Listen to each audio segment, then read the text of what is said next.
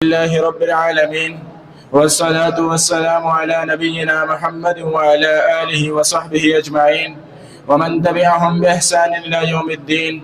أما بعد، فأعوذ بالله من الشيطان الرجيم. بسم الله الرحمن الرحيم. قال الله تبارك وتعالى في القرآن المجيد والفرقان الحميد: وما الحياة الدنيا إلا متاع الغرور. وقال النبي صلى الله عليه وسلم: کن فی الدنیا کأنک غریب او عابر سبیل. سامعین محترم، آج میں آپ حضرات کے سامنے جس موضوع پر گفتگو کرنے جا رہا ہوں وہ نہایت اہم، فکر انگیز اور اصلاح نفس کا ذریعہ ہے، اور وہ ہے اس دنیا کی حقیقت، اس دنیا کی حقارت. آج کا انسان اگر اس دنیا کی حقیقت کو سمجھ جائے تو اس کے دل سے غفلت کے پردے اٹھ جائیں اور اس کی زندگی کا رخ بدل جائے اور وہ اپنی اصل زندگی یعنی آخرت کی تیاری میں لگ جائے.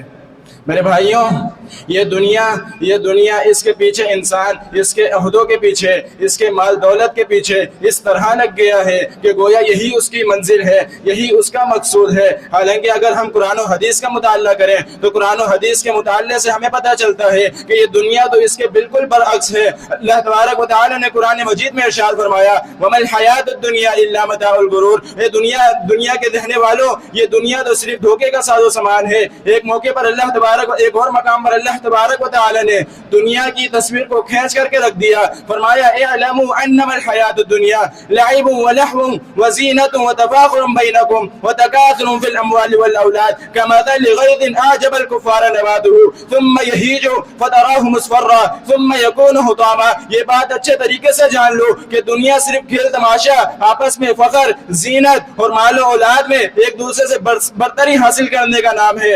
اس کی مثال اس کھیتی کی طرح ہے جس کو بارش پہنچتی ہے، وہ کسان کو خشک کر دیتی ہے، پھر جب وہ خشک ہوتی ہے، زرد پڑ جاتی ہے تو وہ ٹکڑے ٹکڑے ہو جاتی ہے.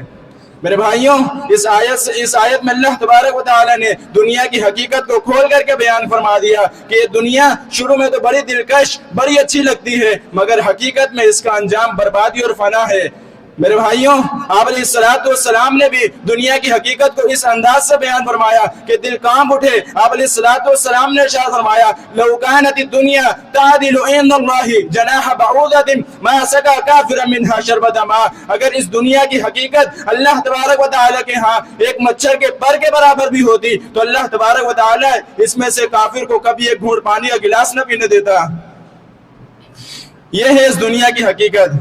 ہمارے اسلاف کی زندگی کو دیکھیے، انہوں نے دنیا کو کس طریقے سے سمجھا، اس کی حقیقت کو کس طریقے سے جانا. حضرت سالم بن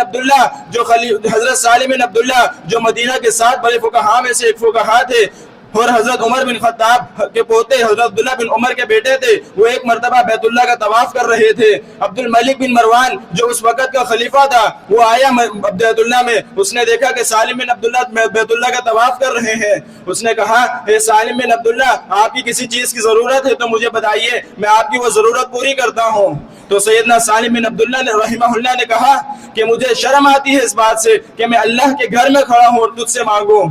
حضرت عبد الملک بن مروان سمجھ گئے کہ یہاں پر حضرت سالم بن عبداللہ رحمہ اللہ کچھ نہیں مانگیں گے. بیت اللہ کے باہر جا کے ان کا انتظار کرنے لگے. جب سالم بن عبداللہ بیت اللہ کا طواف کر کے باہر آئے تو حضرت عبد الملک بن مروان نے کہا کہ اب تو کچھ مانگ لیجئے. تو سیدنا سالم بن عبداللہ رحمہ اللہ نے فرمایا: تو مجھے یہ بتا، تو مجھے اس دنیا میں سے کچھ دے سکتا ہے یا آخرت کی چیزوں میں سے کچھ دے گا؟ تو عبد الملک بن مروان نے کہا: آخرت کی چیزیں تو اللہ کے ہاتھ میں ہے، اس دنیا میں جتنی میری گنجائش ہوگی دوں گا. تو سیدنا حضرت سالم بن عبداللہ رحمہ اللہ کہنے لگے: یہ دنیا تو میں نے اس دنیا کو بنانے والے سے نہیں مانگی، تجھ سے کیا مانگوں؟ یہ تھی ان کے نزدیک دنیا کی حقیقت، یہ تھی دنیا سے بے رغبتی، دنیا کی حقیقت سے واقفیت. یہ تھا ان کا یقین کہ اللہ کے علاوہ کسی سے نہیں مانگنا، صرف خالق سے مانگنا ہے. لیکن آج ہمارا حال اس کے بالکل برعکس ہے. ہم دنیا کے لیے رشتے ناطے توڑ دیتے ہیں، دنیا کے لیے جھوٹ بولتے ہیں، دنیا کے لیے حرام کام کرتے ہیں، دنیا کو خوش کرنے کے لیے کیا سے کیا کر جاتے ہیں. کبھی سوچا ہے کہ جب مر جائیں گے تو کیا یہ مال و دولت، عہدے، گاڑیاں اور یہ گھر بنگلے یہ ہمارے ساتھ قبر میں جائیں گے؟ نہیں میرے بھائیوں، آپ علیہ السلام نے فرمایا کہ جب انسان مر جاتا ہے اس کی میت کے ساتھ 3 چیزیں اس کی قبر تک پہنچ جاتی ہے: ایک اس کا اہل، ایک اس کا مال اور اس کے اعمال، دو چیزیں ورثاء کے ساتھ واپسی آ جاتی ہیں، اس کا اہل اور اس کا مال واپسی آ جاتا ہے، لیکن اس کے عمل وہیں پر برقرار رہتے ہیں، وہیں پر رہ جاتے ہیں۔ اسی لیے تو آپ علیہ الصلوۃ والسلام نے ارشاد فرمایا کن فی الدنیا کأنک غریب او عابر سبیل، دنیا کے رہنے والوں دنیا میں اس طرح رہو کہ تم گویا اجنبی ہو یا پھر اس میں مسافر ہو۔